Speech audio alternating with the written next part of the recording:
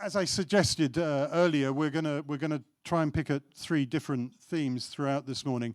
Now, there are obviously 2 ways of doing that. The first is we simply go through subject by subject, but that means that the 2 other speakers are left sitting there not doing very much for long chunks. So we're going to try and split it out across the conversation. I will try and link it together so we have some form of narrative, but I think it's better that we involve everyone as soon as possible. So let's, I think, start with what sounds like the easiest question, but I'm sure it's not. Rezső, can we start with the basic macro picture for 2024? What are our expectations for GDP growth this year?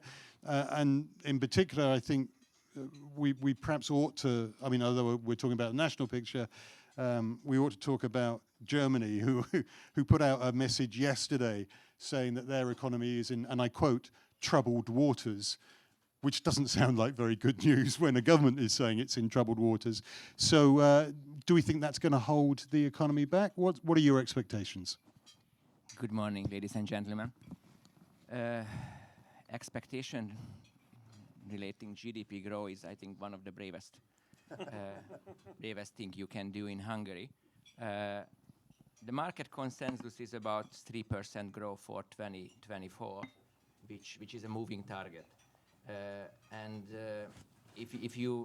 prepared some data because as you mentioned, I'm with accounting background, and in my opinion, data is always supporting opinions, and historical accuracy is the most reliable source of estimating on something.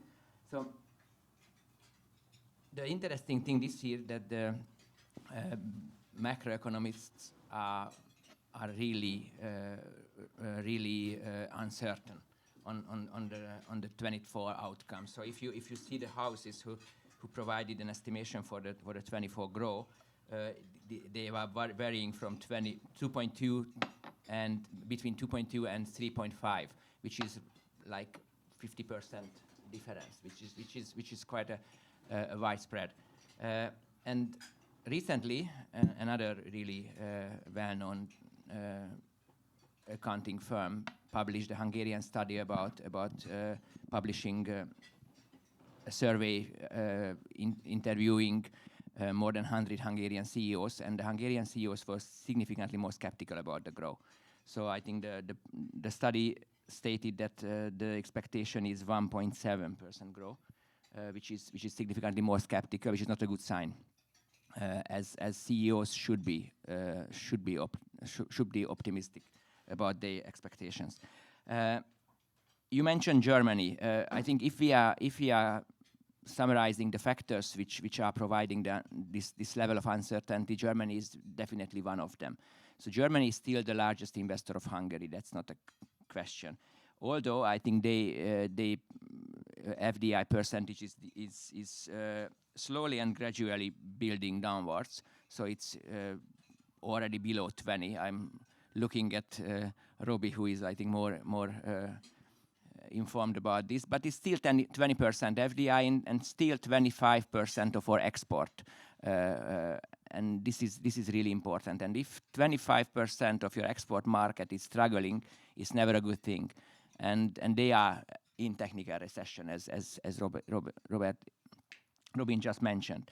So this is definitely one of the factors which will slow down. And if you go to the next topic, which is part of the uncertainties, is of course geopolitics.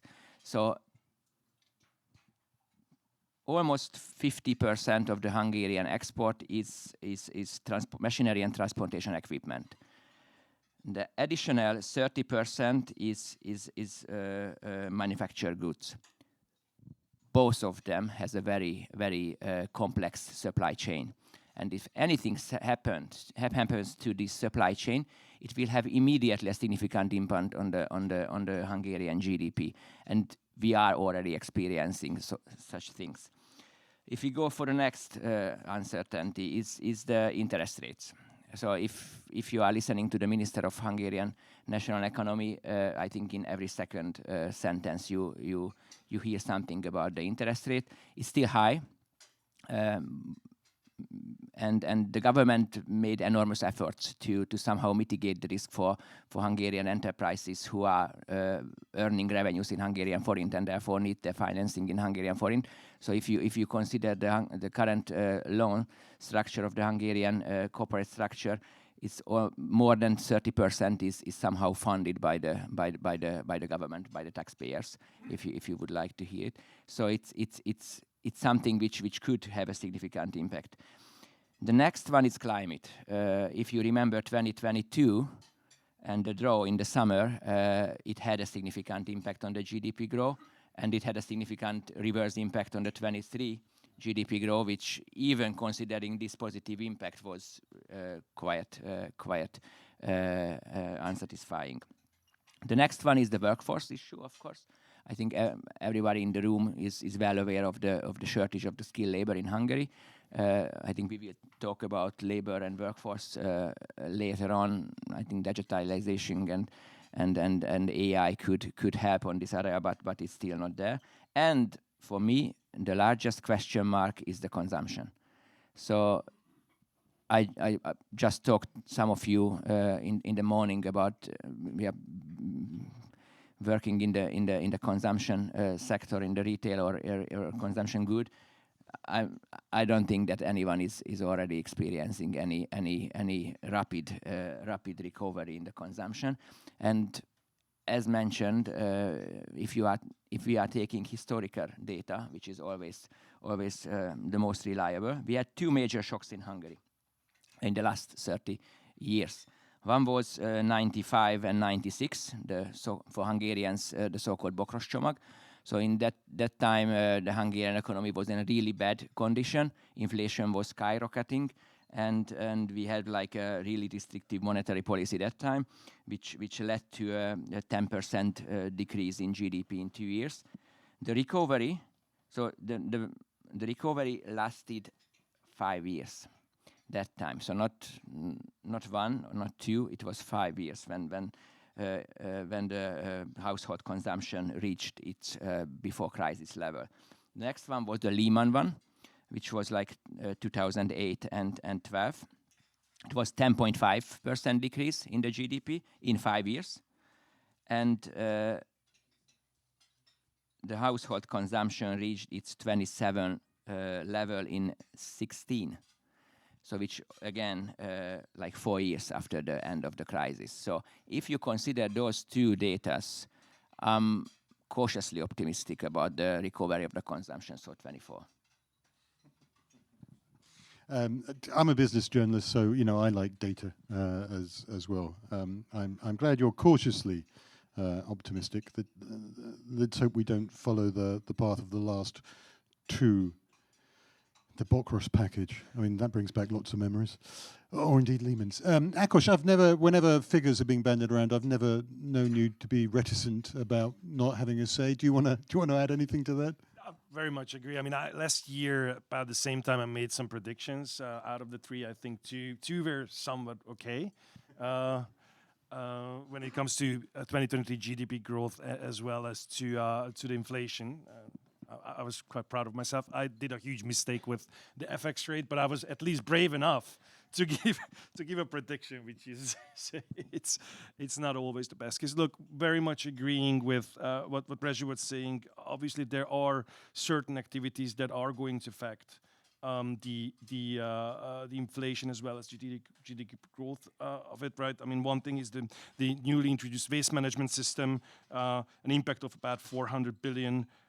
Forint, road tolls, which will increase, fuel excise tax, retail special tax that is still going to be increased. So these will have significant effect, I believe, on the inflation itself and on the consumption, which is and should be the major driver of or one of the biggest driver of our economy. So very much agreeing with this 1 point. I think you said 1.7, 1.9. Growth versus the 3.6, I think that is the consensus, or at least the communicated consensus. It's very hard to tell. We're going to talk about elections globally. Obviously, EU presidency is coming up, and there are a lot of global factors. To speak of the Ukraine war, obviously the Houthis and the Middle East, U.S. elections, and so on and so forth. So there is a lot of unknown. I can make no predictions this year because everything is possible. I have probabilities for each of those outcomes that I think might come true, but definitely for me, and I think many of the friendly faces that I see here, this is going to be a very challenging year because it's the perfect storm of global issues, of elections, of high interest rate, which we all know are driving the investment interest of our global companies. So I'm not going to be as brave as last year, and I'm not going to say numbers. I'm just going to repeat what Rezső said and then point my finger next year on him. Now, sadly, I wasn't here last year when you made your predictions. I guess we'll have to leave Robbie to judge how good they are or not they were. But thank you for at least offering us some insight, I guess, into the difference between probabilities and predictions. Zsófi, we've dealt. Now you're about to witness a man trying to shoehorn a narrative into disparate things. So here goes. Wish me luck, Zsófi. We've talked about the basic but complex outlooks of growth and GDP in what is going to be a challenging year. Can we talk about the most basic part of what you deal with, which I understand is also complex, but the question is simple. What are, a big chunk of any business's outgoings are its energy costs. So what do we expect from energy costs going forward this year? What's your prediction or possibly your assessment as to where that is going to take us this year? Thanks, and good morning to everyone. I love the numbers. I'm not making prediction. We have a liquid market with exchanges, so you can you can check that. But just starting with some of the numbers of electricity and gas prices all over Europe. It's a pretty connected system. We topped 22 August-ish.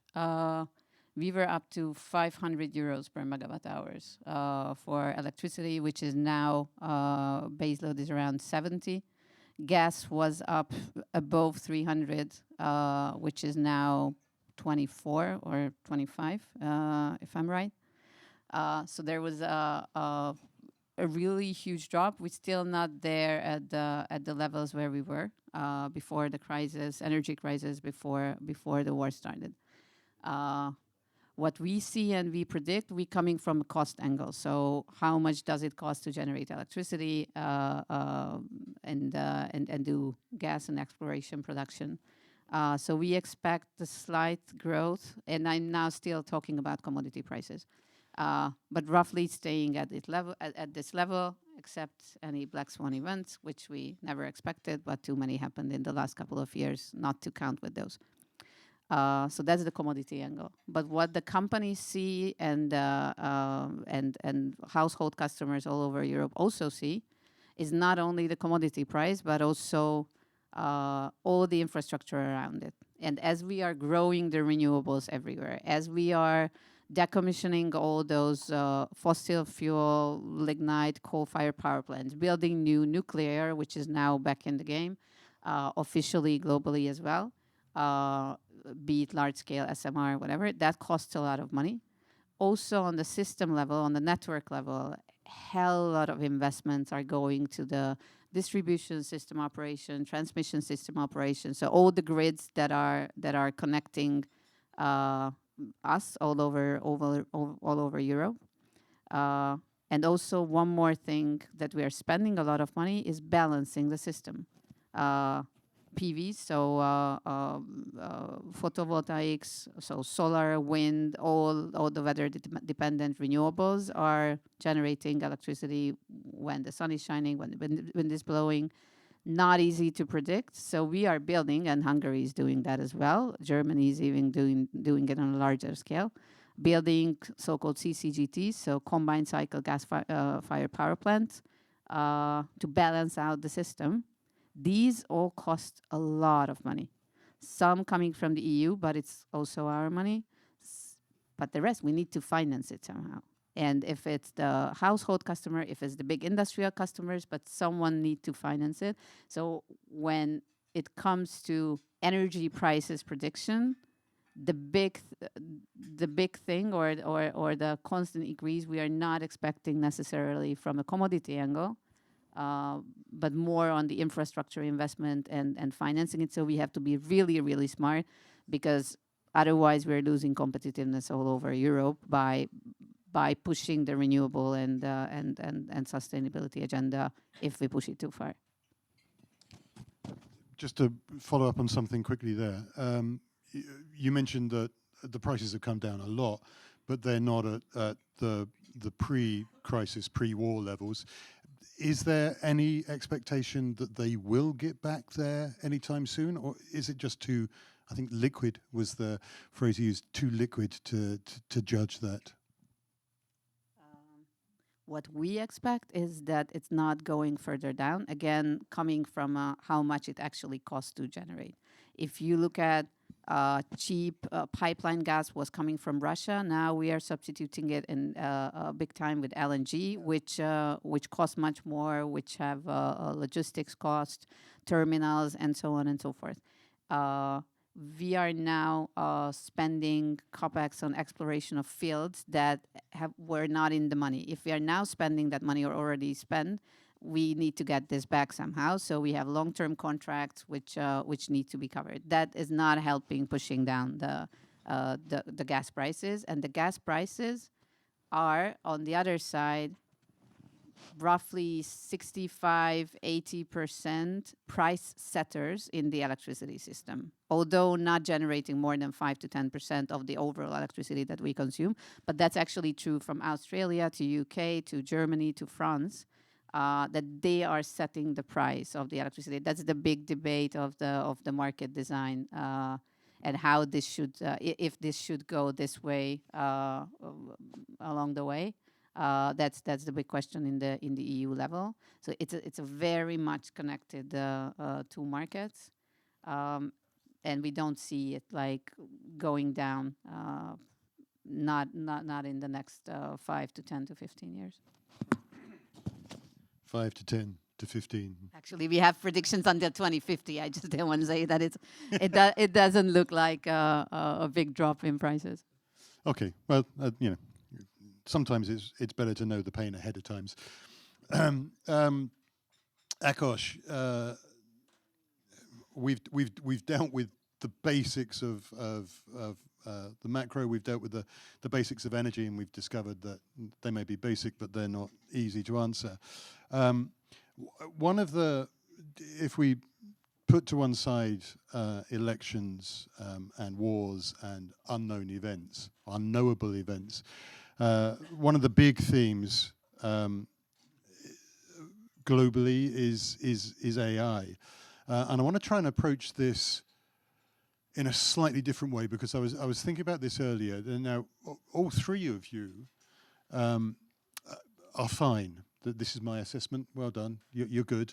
You're okay, because you've reached the level you have reached based on the years that you've put in, the experience that you've garnered, the human facet of actually sitting in front of a machine and looking at the numbers and understanding the numbers. So I don't think at your level you're going to be replaced anytime soon by machine learning or AI.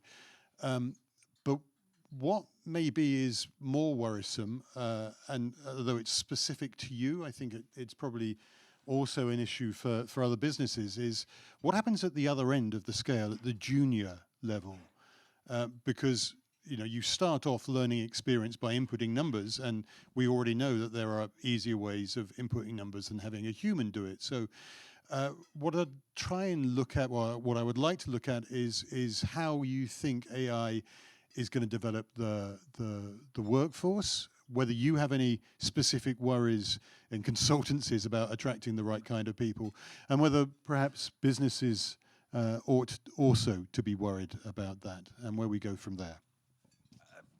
Let's be specific. When you talk about AI, I think you talk about Gen AI, because that's what's happening right now. I mean, AI is with us, or AI. I mean, machine learning, deep learning, neural networks are with us for many years by now, and obviously since this token-based approach that OpenAI has been pushing and releasing a year and a half, 2 years ago, and how it became mainstream. I mean, that is what is really has rattled the cage, right?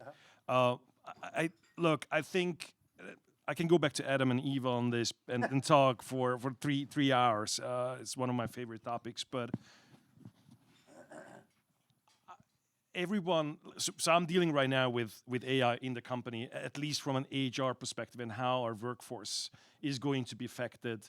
But it's really hard to make predictions because this thing is evolving so fast. I mean, if you look at the first 3.5 GPT model that was released versus the 4.0 or Sora last week, I'm not sure if you guys have seen the videos that the thing is capable of generating, or whether you have seen Google's Gemini 1.5, which is again a model that is just scary, right? I am not sure that we are just that fine by now, honestly. Like I think that the issue.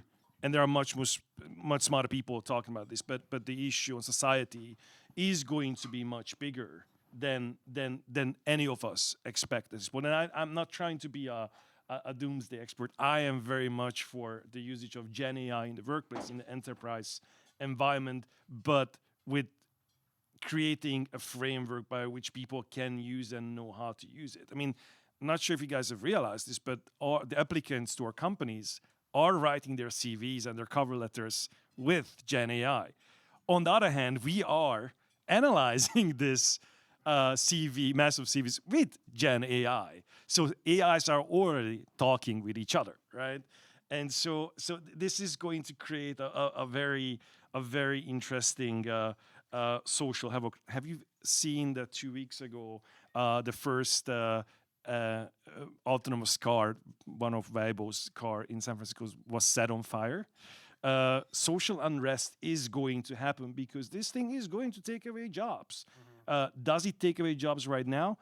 I am not sure. I was trying to find data, and maybe you guys have some data around this, or the big any of the big consultancy companies here, how much jobs we are really losing because of AI. I think that's still driven by the high interest rates in the tech world, and for which obviously those tech companies can't finance themselves from the market, and therefore they are creating efficiencies by letting people go. But I spoke yesterday with someone, a good old friend, who runs a company of 75,000 people and is in the technology world.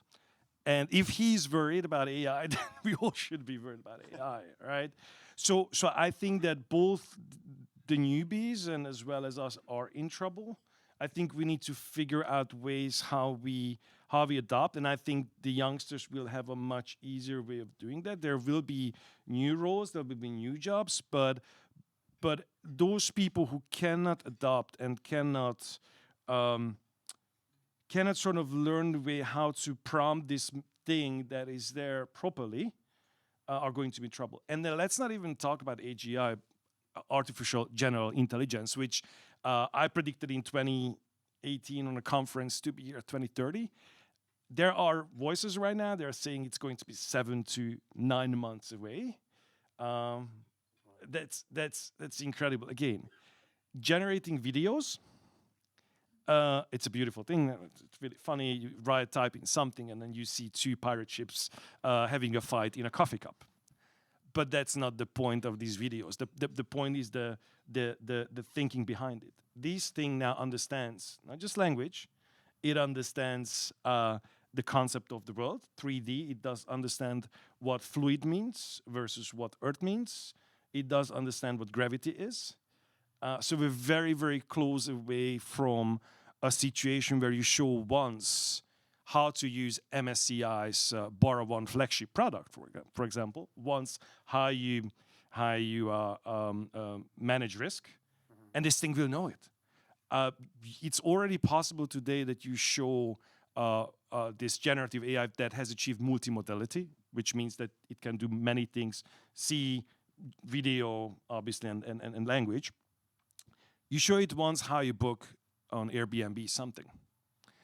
And then the next thing you do is just tell this thing, oh, I want to go to Munich. Here's my credit card. And it goes and books for you everything. And you showed it once.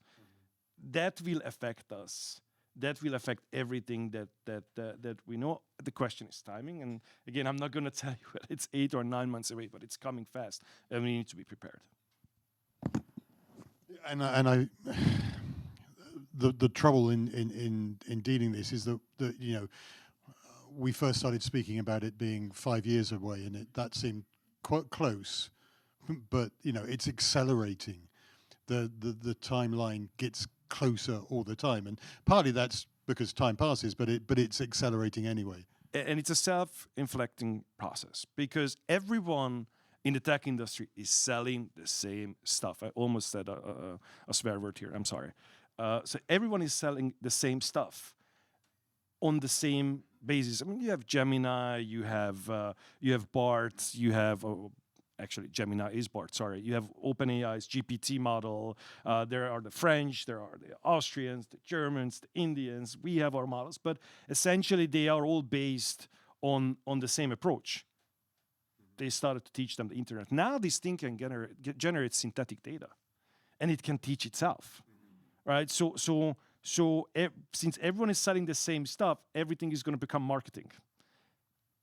And so you can now imagine what this process might be like. So I think that the approach from the EU, I'm not sure whether any of you saw the new AI Act, EU AI Act, or the proposal at least. The Senate has also passed a new approach to this. I mean, there needs to be some sort of control over these things, because look, we might have a year on, and then GPTs are gonna take our roles here at the roundtable, which you could do today, by the way, as well. Rezső, does KPMG have a doomsday scenario, or are you more relaxed about it? So AI is coming. I think we don't need to worry about the various options, whether we can somehow refuse it or not. We can't. So I think that's the natural evolution of technology, and the natural evolution of the industry, and the natural evolution of the economy itself. So, and we are experiencing it like in last 400 years. So the big question is, of course, how easily we can adapt it into the operation, because if the speed of the changes are increasing, then the question of the change management is coming up, and how many aspects you need to deal with, and I think that's the major issue here. How quickly you can adapt your strategies to follow on the US development, because that's amazing what's happening in the last 2 years. But as Ákos already mentioned, AI is with us in the last 20 years. It's the question of the definition. Of course, the spotlight is now on the generative AI, and like it's on everyone's computer already. But this is somehow for me is the answer for the questions I raised in my first answer, that this is something which if we are able to implement it carefully in the strategies, will support your strategy, and will mitigate your risk immediately. Of course, there are huge challenges, regulatory challenges. I think the regulatory environment is still unclear and changing. Security. We should not forget about security. So the data which is learned AI is learning from, is like now in a concentrated place, ideal for any cyber attacks. and the people side. So, and this is the largest challenge because a reskilling evolution, I think that was the word the World Bank was using, is just started. So until 2030, 1 billion people needs to be reskilled. That's the current assumption of the World Bank. And I think it's overly optimistic because it will be more. So, and how you can reskill people who are only skilled. So if they only have like skills like knowledge, which is like amortizing in years, because AI will take over those jobs in the near future, because they don't forget, they are working around the hour. So it's you need competencies, and setting a competency-based education system or changing it from the current knowledge-based education system is the biggest challenge in this case. And also in your environment is people. So Ákos mentioned adapting. So the skill of adapting, it is the major thing. And this has many social impacts like stress management. Or people. So when I started in the nice year you mentioned, thank you, at KPMG. I developed significantly in a longer period. Now the people are developing really fast because AI is supporting and technology is supporting their development. So they develop, their skill set develops, they experience develops quickly. So they are promoted earlier, and they got responsibilities earlier, and they need to deal with this responsibility, which is a stress. And stress management is something which will be the key success factor being successful in the future or not, because people are in the mid-20s gets responsibility which causing such a stress for them that the burnout effect is like not starting in the mid-age or in the 30s. It's already we are experiencing mental issues in the 20s with people, and you as a employer of course needs to deal with this carefully. So I think there are many segments, but I'm overly optimistic about the future as always. And I think Mr. Hernadi from MOL was quoting once and mentioned something about energy, that once I think the industrial revolution started and coal became like a natural resource, everybody was talking about, okay, then wood is like out, so nobody will use wood. What happened? They used more wood for making energy when coal came. Then oil came. That's the new technology.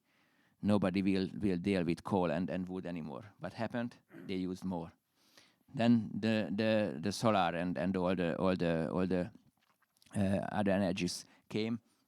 What happened last year? We used the most ever coal in the history of the world. So it's not that easy. So it's not replacing. It's changing the use. It's changing the industry and increasing the growth. So we have like an enormous opportunity to both increase the economic output, increase the quality of life if we're doing it in a proper way, and we should accept that it's coming and should be prepared for it quicker than the competition. That's the key. Zsófi, I'll give you a moment to come back on the exponential use of coal and oil and gas as we go through in just a second. I wanted to make 2 points. I think the first is that we've lived through these various revolutions, but for us, for our generation, and perhaps the one before us, it seemed to happen around us. I think this is the closest we are to what the Luddites were, in that there is something really scary about a technology which is going to take away, all the skills that I learned as a journalist can now be done by somebody much cheaper. Don't tell my boss that. But the potential is there, and a lot of these previous revolutions seem to have been they're adaptations of what was already there. This is fundamentally different. And I think the other thing to say about it is that the very worst thing about AI is not what AI is, it's the dumb name we gave it, because it's really not helpful to talk about it as artificial intelligence. It's something quite different. Zsófi, I'm going to come to you anyway, but did you want to respond to the figures, to the exponential use of coal as we find new things? No, I mean, that's where this got us. Where got us. I mean, now we are in the middle of a climate crisis. Like, congratulations to the word you're using more and more. Yeah, that's what it's called, energy efficiency and being smart about it. So I'm not necessarily agreeing that it's a good thing that we are using more and more energy and not in an efficient way. But I understand the analogy. But yeah. I think you anyway have a question around this, but yeah, using coal more and more, using oil and all the let's call them dirty or fossil fuels didn't do too much good to us and won't do in the near and long term future either. Just one sentence on Gen AI, whatever dumb name it is. I think it's so important that like BCG have 2 moonshots, meaning that we are investing millions of dollars into 2 topics. As I think already 2 years from now or 2 years ago we started that, and the 2 topics are climate and sustainability and Gen AI. Globally, everywhere there are like too many companies where we are working for, but when it comes to consulting, I'm not that worried actually about like our jobs. I mean, I'm very, very grateful to Gen AI that all my teams, including me, have more time thinking instead of like reading through hundreds of pages and trying to find data here and there. I just give the question and I get back the answer. Obviously, I check if that's correct because I'm still not trusting. As a client, I'm glad. Cool. As a citizen of the world, I'm glad. No, but it's like we are working way too much. It's like much better still working that much, but spending it much more smartly on value-added stuff. I'm sorry. Can I just add one more thing?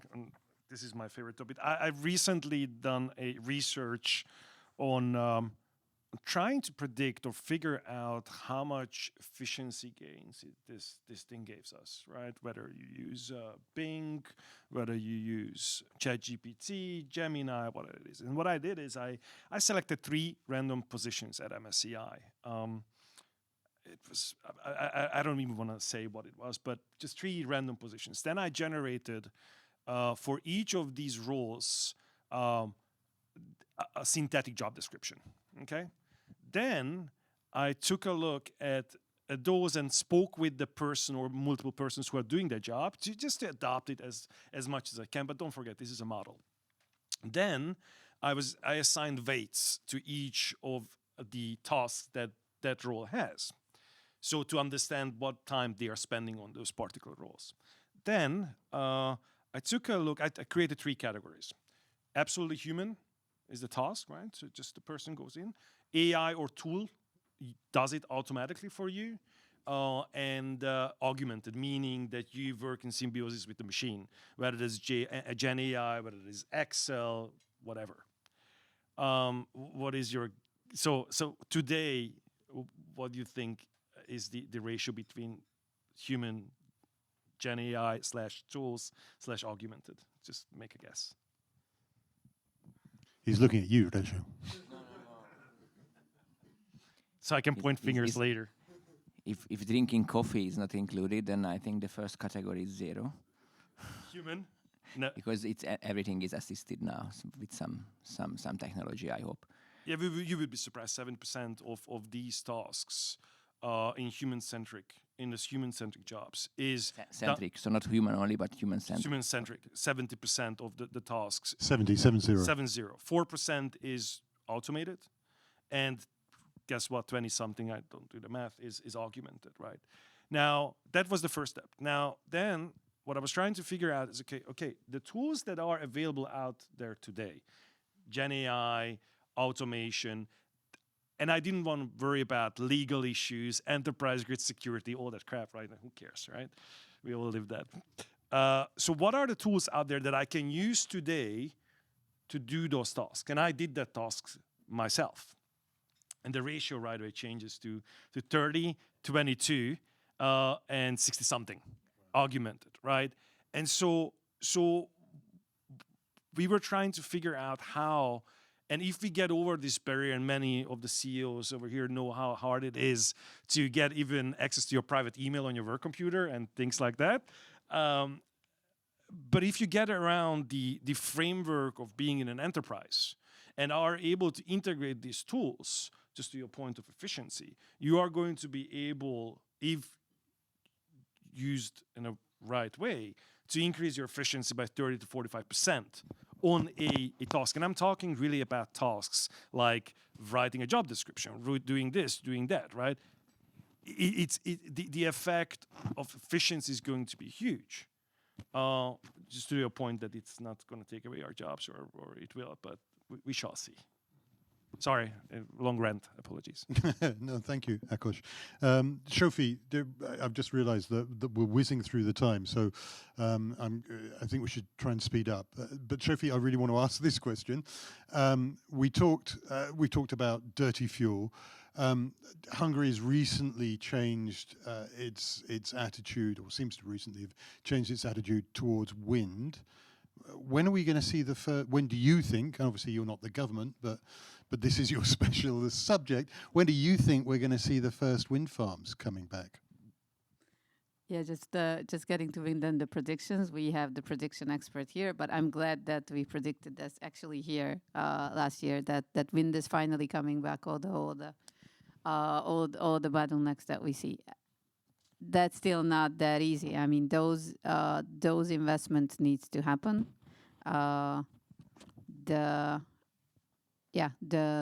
new tender has been like very much oversubscribed, both in PV and storage in wind, which is fun and great. But on the other hand, as you are, and getting back to the network side, you have to plan the network for the demand that you are getting. And that part of that demand is not serious. They just don't have any indication from the market on the bottlenecks of the network. So they are, and there's no risk from an investor perspective. So they just go in and say that I want to build that much and that much because they're not risking anything. Then poor network operators are trying to predict when they can put those renewables in the network, and you would be surprised. Very long lead times are coming out after 2040 and stuff. So we have to do it like much smarter, because we cannot allow ourselves to put those capacities on the network after 2040. But actually, from a current way of licensing and so on, it's not going to happen overnight, and it's not tomorrow. There are too many PVs, solar power plants are already in that queue. So we have to be quite smart on the wind. We were discussing go and no-go zones, and then it will go to the DSO, the distribution system operators, the EONs and MVMs and the opposites of the word, to make sure that they are connected earlier, and that this would do actually pretty good on the system balancing level that we talked about earlier, because the wind is blowing mostly not exactly at the same time when the sun is shining, so it's actually balancing a bit the system. And the more comes, the better. I mean, we had goals earlier that would be ideal to put like 4 gigawatts of wind on the system. Just for numbers, currently it's 330 megawatts, so 0.3. Then the previous goal was that, okay, let's put 1 gigawatt in total by 2030. Now it's so much oversubscribed that, if I'm well aware, it's roughly 2.5 to 3 gigawatts who actually want to build those. But let's see. So I think a lot of steps have been happened. That doesn't mean that tomorrow there will be wind power plants, but we could and we should actually speed that up. And I really hope that the government is working on that already. Quick follow-up to that, if I can. Perhaps it's a bit geeky. Perhaps it's simply because I don't understand. So obviously, there is a time it takes to build, to license, and then to build. Is there also a problem in connecting to the grid? So are we able to build and switch it on and get that energy straight away, or is part of the problem that you have to actually connect it into the network? Connecting into the network, it's just for everyone to understand, it doesn't mean that you need to build a wire and actually connect a power plant to the grid. That's not the issue. The issue is the electricity flows and the frequency. The issue is that in an electricity system, every single moment you have to be balanced demand and supply, because that's how electricity works from a technological perspective. It's not gas. You cannot store it somewhere. Yes, there are storage technologies like pump storage plants where you're pumping up water into a hill and then take it down. We have batteries. We have like a lot of things that you now hear about. But the basic rule is it's demand equals supply in a connected system, which is basically Europe. Then the energy flows all around Europe and all those systems. So the biggest issue is not the line. The biggest issue is how to make sure that balance could remain in the system, even though you put there whether in the dependent renewable there. Then you have to predict. Then you have to plan the whole system around it. And you have to sometimes build new transformers, sometimes new substations. Sometimes you don't. Sometimes you actually have to come up with new market design and regulation logics. And when the sun is shining so much, I don't know, at whatever 2 p.m. on July 21st, and the demand is not that huge because that's a weekend and the big industrial sites are not working, then you simply push it down or switch some of that part off, instead of building a huge network all around it, spending a lot of capex, which actually all of you guys are paying as residentials and as industrial players. That's probably not the smartest way to do. So that's what it takes, that planning and then the whole optimization logic and that's why it's a problem that it's now so much oversubscribed with not real needs. Because if we are now planning with that huge increased renewables capacity, that we are shooting ourselves in the leg, not only from a capex perspective, but also in a timing perspective. Thank you. That's very useful, I think. It's a problem of journalism that you deal in easy questions, and sometimes the answers do not fit an easy approach. And talking of answers not fitting an easy approach, Ákos, we kind of alluded to this earlier, but this is there is a huge variable this year, which is that more of the globe than ever before is going to the voting booths. I think there are something like 4 million people who are going, 4 billion people are going to vote this year, which is crazy. We have elections. Well, we have elections in Russia, but we already know what the result of that one is, so we'll skip past you didn't ask me about that. So would it be 98% or 99%? So we have elections in the EU. We have elections in India, not an insignificant election. Then there's the big one, and we do have representatives from British society here. I have to tell you, the big one is not the UK election, although that is probably coming. We've got the United States, obviously, coming up. So do we expect these to have any kind of economic impact globally? 64, I counted it. I used ChatGPT to extract this list, by the way. I counted it, and I was planning to showcase you my memory and list up all the 64 countries that have elections, but I won't. I'm sorry. 60% of the GDP is dependent on these countries, right? You don't need to be too smart to know what happens in election years. what governments do. They overspend usually just to buy the favor of their voters. And so is there going to be an effect on the economy because of these? Hell yeah. I mean, that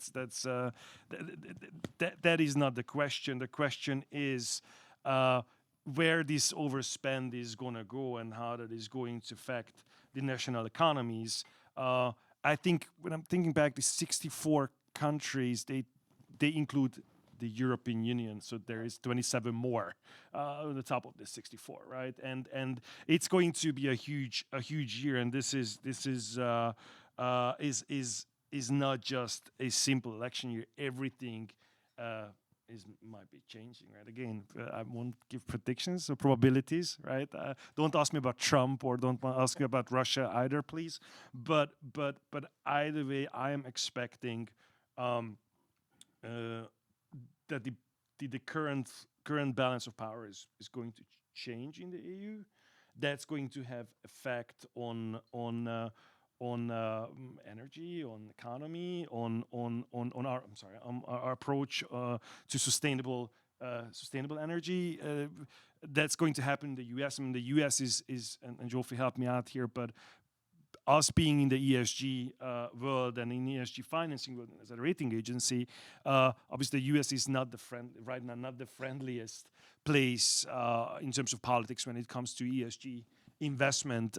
If you look at the news last week, I think JP Morgan announced that they are removing themselves from the sustainable finance group, and there were some big investors who never been part of it. BlackRock is scaling back too, and remember that article from Larry Fink where he said we are de-investing from any portfolio that has coal in it, for example, right? Which has a huge effect. But again, Zsófi, please reflect on this later. So that will have again an effect. And if you look at the Democratic versus the Republican approach to sustainable finance, you can see a clear difference. The same goes in Europe, right? Yeah. There are voices for the green change and there are voices against it. So definitely, I am expecting impact on the economy. Actually, on increased spending that might fuel actually consumption. Just remember that $1,800 that the Biden administration was giving out post COVID to cycle up the economy. So this will all have an effect. We're going to do it all, and that might increase the bubble. I'm not predicting that this is next financial crisis or whatsoever, but remember what happened after the quantitative easing that all the federal governments were doing and increasing the money supply. So I do not predict, but the chances are higher that will stimulate the economy than it won't. Rezső, are you doing any sort of similar modelling at KPMG as to what the impact of all this might be? We do not model it, but I think I fully agree with Ákos that elections have always had an impact on the economies and will always have. So it's the nature of politics. Which in this year I think is a more interesting topic due to the inflation. So I think in the last 2 years, all governments and national banks and anti-competition authorities and whatever did a quite coordinated job on how to moderate inflation, and when with some election related consumption increase, the inflation is coming back. It could be difficult, but I think that therefore that will be something which I think could have an additional risk, but all the rest is politics by nature. Everything is politics, yeah. Eventually. Zsófi, you were invited to comment by Ákos, and who am I to turn that invitation down? That makes your job easy. Right? Just go get a coffee. That's no. Okay, no, joking. Yeah, just getting back to ESG, and I think I had this conversation with a couple of you, and also having that discussion more and more. I think what is changing, and this can come with the new wind of politics. I'm not 100% sure that if the election would go either way, this wouldn't or even sometimes shouldn't change. I think just taking a step back, and I will be quick because I see the looks already. If you go back to the basic of this like energy industry, that it's it's everyone's understanding this trilemma that you probably heard a hell lot of times in the last couple of years. That it has like three parts. Like it has this sustainability and climate and sustainability part. It has the security of supply, so we have actually energy. And then we have the affordability that we can actually pay for that. I think what happened, and this actually happened to the EU, partially happened to the US, but IRA is again a different thing, which we are not going to discuss due to lack of time today. But I think what happened, that we are just moving slowly, and I was nearly using the F word as well, super slowly. We were so focused on the sustainability and the climate part because supply was secure, it was affordable, we had a bunch of money, let's pay out a lot of funds, call it RRF or call it modernization, whatever. So let's go for the climate. Let's change or let's solve the climate issue, no matter the cost.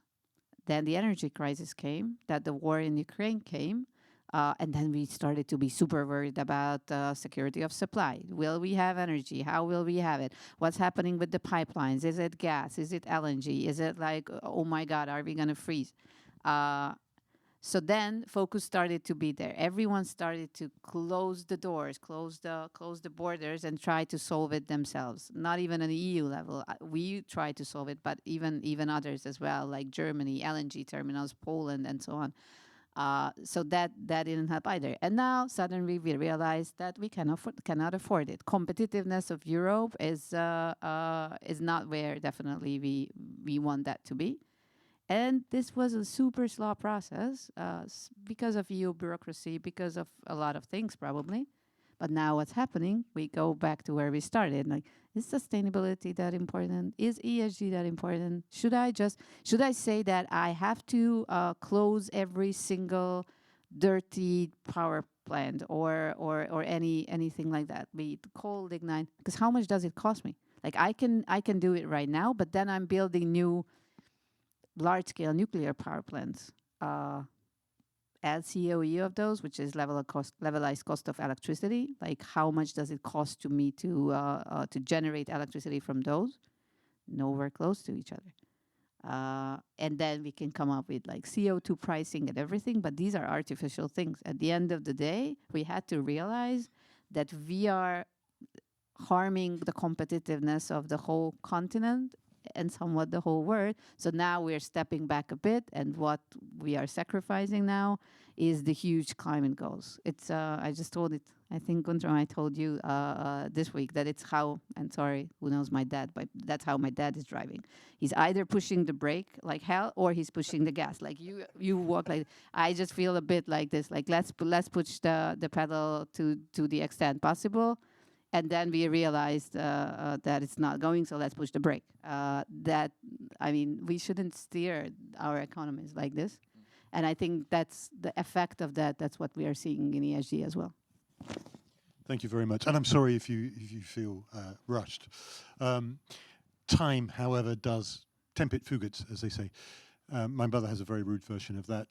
We've talked a lot about international issues, and I think it's kind of inevitable. But I did want to bring it back to something very, very local before we invite questions from the floor. Rezső, can we talk about taxation? And can we talk specifically about sectoral taxes?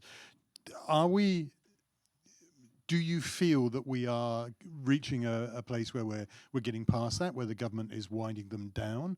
Or should we be worried that I guess the thought process behind this is that there is now some money flowing in from the EU, so some of the pressure on the budget has eased. So do they need to squeeze business to find money? Has that pressure gone away, or do you think we should always be worried about the possibility of sectoral taxes appearing?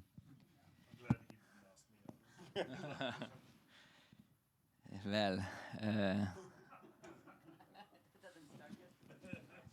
I used to have a Swiss girlfriend who'd say no answer is also an answer. No. There's a budget deficit for 2023. How many numbers did we get in the last 1 year? I'm maybe I had to use ChatGPT for that, but I think we started somewhere at 4.5, as I remember, and based on the latest projections, we are at 6.5, which is quite a surprise.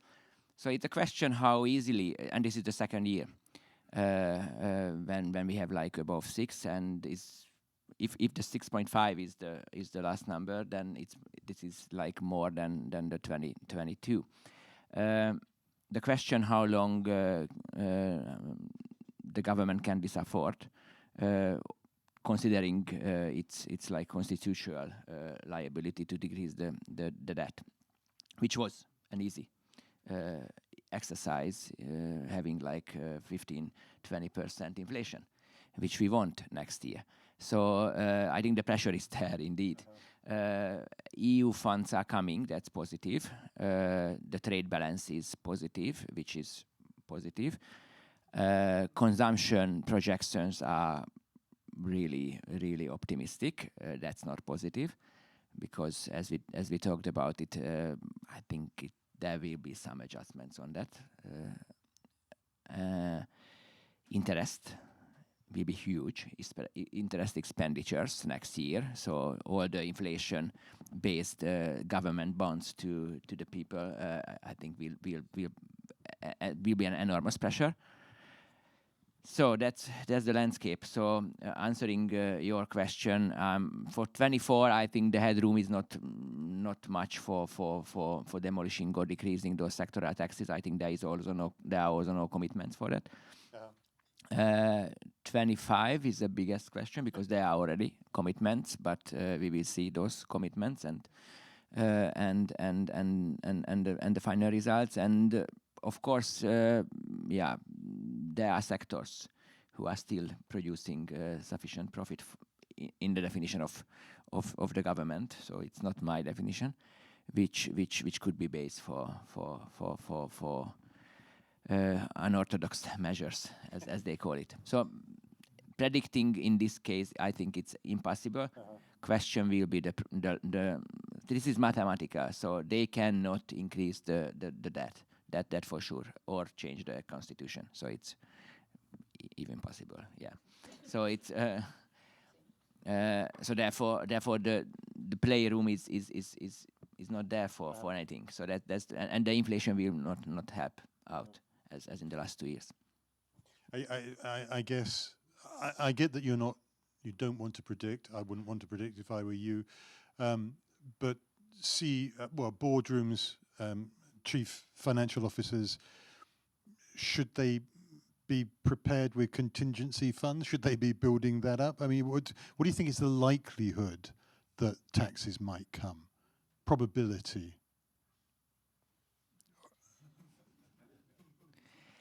I think a significant new general tax, the likelihood is not huge. For some sectors,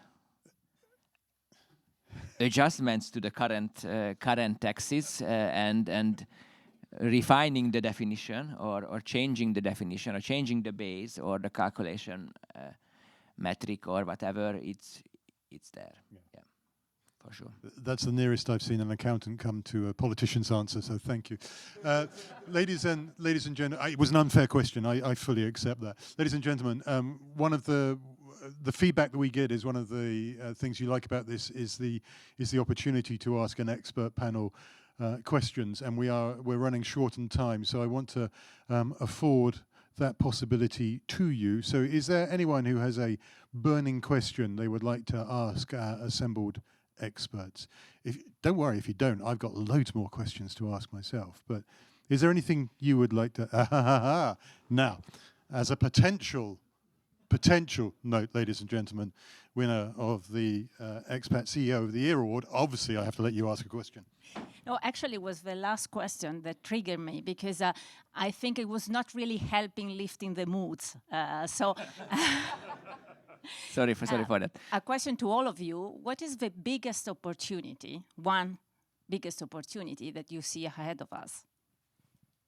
Thank you. I'm all for lifting the mood. Let's do this in this order. Zsófi, could you go first? Lift the mood for us. Let's go from the other side. Ákos, I never knowingly turned down a request from a lady. So there we go. There are a gazillion things in my head, but if we think long term, I think that society came to a vintage point, and just referring back to AI again. Sorry, guys, this is the easy topic.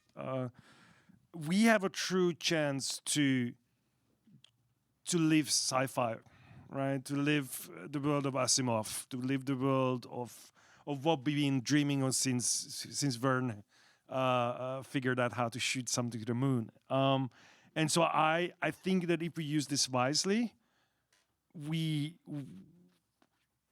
can go toward a future that our kids, our grandkids, and so on and so forth will be able to enjoy. We will have more time to ourselves. We will have more time for these discussions, but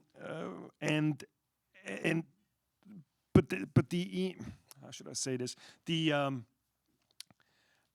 price is, if we do it wrong, the price will be too big. So I think this is again a way to lift up society. Again, 4 billion people are voting. Don't forget that we have many billions in India, many billions in sub-Saharan Africa who aren't part of this journey yet, and lifting those is a huge opportunity. We never, the global society never lived this good ever since humankind came down from trees, right? And so I think that there is a true chance with AI to continue this path. But there are, again, I'm sorry for saying this, but there are also huge dangers involved in all of this. And we can go either way. Thank you, János. Rezső. I will provide you with a boring opportunity. So with the normalizing of the exchange rate of forint and with the narrowing of the spread in interest rates, you have a unique opportunity again to redefine and reshape your financial risk strategy, because it was quite a nightmare in last year. So building up a financial risk system with hedging and those things in the interest environment and exchange environment, what we had was almost impossible. And we should not believe that the world will not change. And there are so many geopolitical tensions, other risks around us that the forint will not stay as calm as we are getting used to it again. Because if somebody is asking me about forint, I always quote Mike Tyson, who answered once. A reporter asked him about the strategy of Evander Holyfield against him, and he answered, "Everybody has a plan until they don't get punched into the face or mouth." I think that was the proper word, and that's exactly what the issue with the forint is. It's the extreme external vulnerability, whatever. It's late. So you cannot not be sure that it will stay. And if something happens with the supply chains, if something happens in the geopolitics, if something happens with the climate, like in 22, so the exchange rate can change significantly. And if you are not managing the risk properly, you can be surprised. And I think that's an opportunity again, which is back. Thank you, Rezső. Zsófi. Everyone is so focused on their own stuff, from Gen AI, from finance risk. And what else can I do as a strategy consultant? We are too narrow-minded probably. But I think the opportunity that I see is because so many things are changing, from financial market to the political scene to geopolitics all around us, and it hasn't started yesterday. It's going on for a while. But as we heard from four what was it, 64 plus 27 countries, There is a momentum now in the world. I think predicting the future to a certain extent, and you can call it strategy, you can call it whatever. I think that's the unique opportunity, because whoever is predicting better will have a super big competitive advantage against their own competition.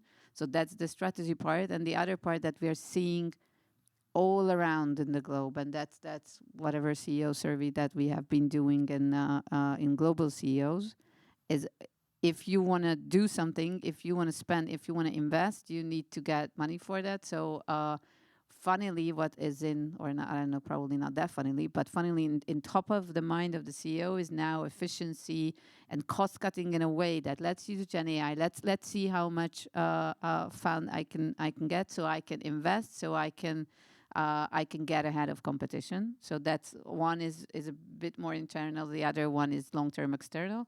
But that's what I would see, and both of them generic enough to probably fit to any of the industry who are sitting here. And again, narrow-minded as a strategy consultant. No, well, yeah, we wanted experts, so it's fine to be narrow-minded. Thank you to each of you. We've probably got time for one more question, if anyone wants to ask anything. No? Nothing more from the table? In which case, I think I will attempt, bearing in mind that my panel have not yet eaten, and I've seen some of these people when they're hungry, it's not pretty. I think what I would do is try to wrap this up so that we can go and grab a coffee and a croissant. And that's difficult because we've covered a heck of a lot of ground. But I think actually though that last question, and Raffaella, thank you for that. It is important because the world is scary, and if you want to be scared by AI, it could be whatever we should call it. It could be very scary, but I think there is, as Ákos says, there is potential there, and nothing worth fighting for doesn't also come with risks. So perhaps we should bear in mind the possibilities, the transformative possibilities that AI can afford us, giving us time to think, if nothing else. Perhaps we should also use that time to think to better predict what is going on, to better strategize, to try strategize, make a word up that fits, so that we can try and position our businesses better. And a little inside tip, never goes far wrong. So perhaps we ought to look again at exchange rates and see what we can do around the edges there. There's a lot of ground that we've covered. There's a lot, and I think this is probably the hardest conversations we've had. So thank you to each of you for bearing with me, because there's always variability in the world. But the fact that this year we have 4 billion people, most of whom will be going to a polling booth, and most of whom will have a decision to make as to who they are going to vote for. Most, not everyone, not the Russians, bless them. There's a huge variability there. The 4 billion people are going to have a vote. The way they vote will change the world. We can't guess every single option that's out there.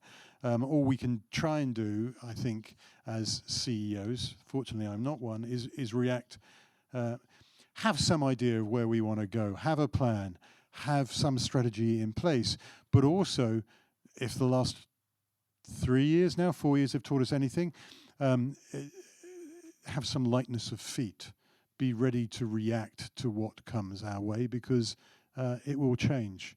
The one thing we're guaranteed is that things will change. Tomorrow will be different from today. So on that sadly philosophical thought, I want to thank you for your attention. I want to thank our expert panel once again for bearing with my silly questions and sharing their narrow-minded but warranted expertise with us. Your panel, once again, ladies and gentlemen, has been Zsófi Beck from Boston Consulting Group, Ákos Janza from MSCI and Rezső Rózsai from KPMG. Please thank them once again.